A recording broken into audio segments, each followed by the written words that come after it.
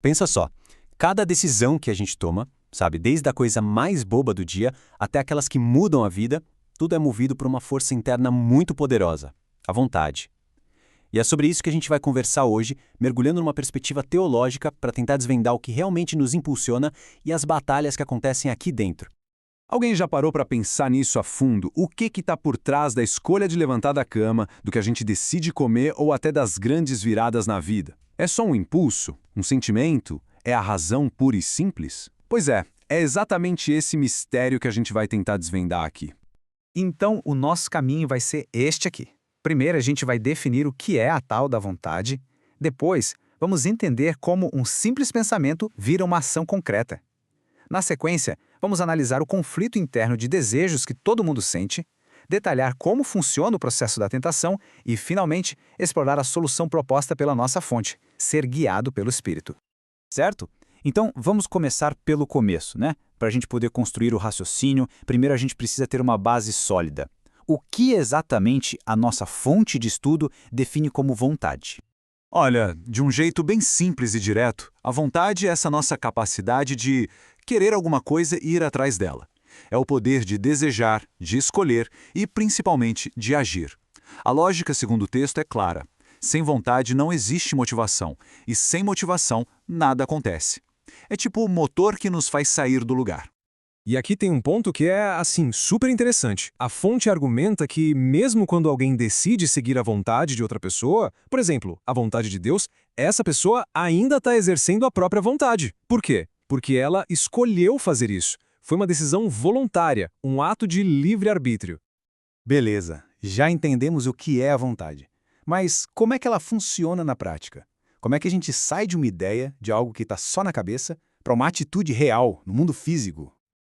Então, a fonte que a gente está analisando nos mostra que existe uma espécie de passo a passo, um caminho de 4 etapas. Tudo começa com um pensamento. Esse pensamento pode gerar um sentimento. Esse sentimento, por sua vez, pode acender um desejo. E, finalmente, o desejo empurra a gente para a ação. O mais curioso é que esse processo todo acontece o tempo inteiro, muitas vezes sem a gente nem perceber.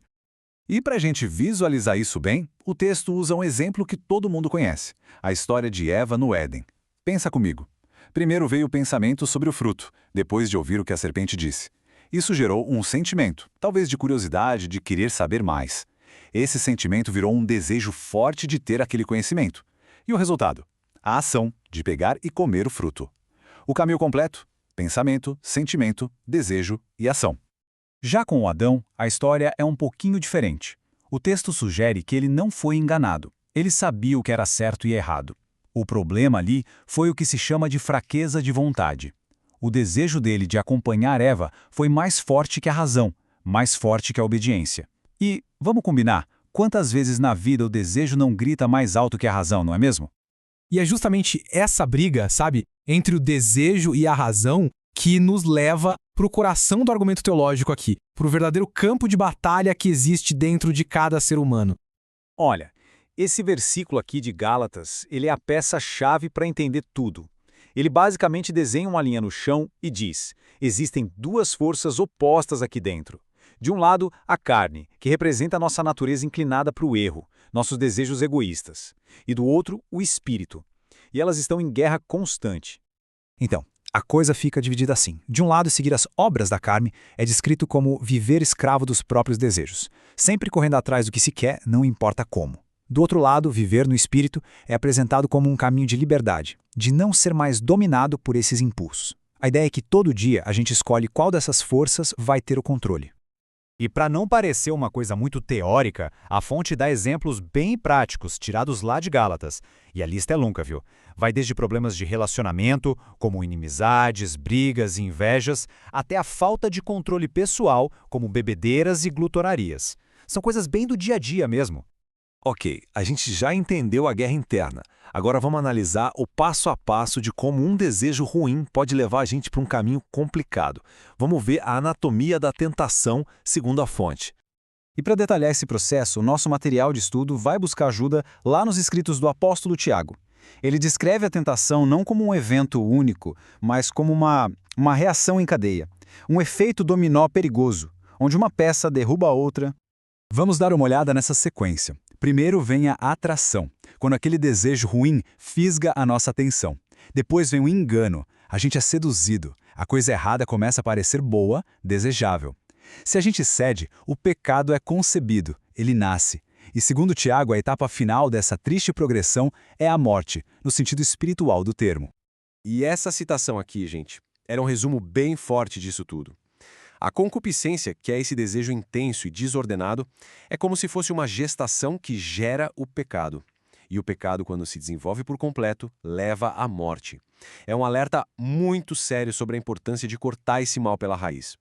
Bom, depois de ver todo esse cenário de conflito, essa cadeia perigosa, fica a pergunta: e agora?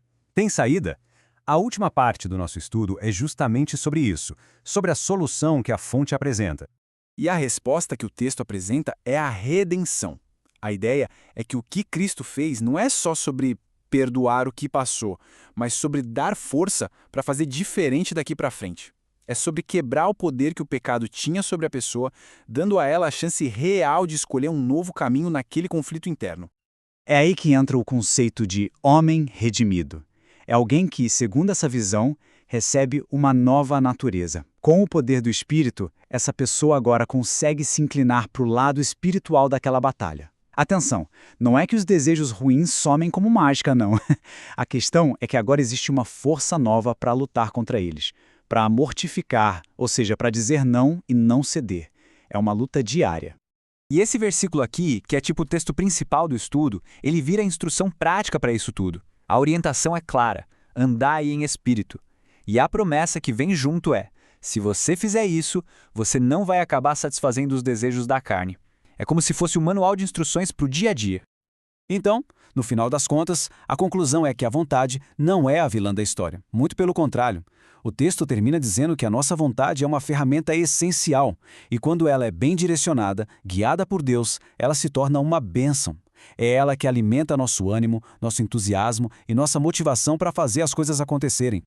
E para a gente terminar essa nossa análise, a fonte deixa no ar uma pergunta bem direta e poderosa para a gente refletir. No fim do dia, as escolhas que cada um faz, elas buscam agradar a quem? A si mesmo ou a Deus? É uma questão que vai direto ao ponto, né? E que convida cada um a olhar para dentro e pensar sobre o que de fato está no comando da própria vontade.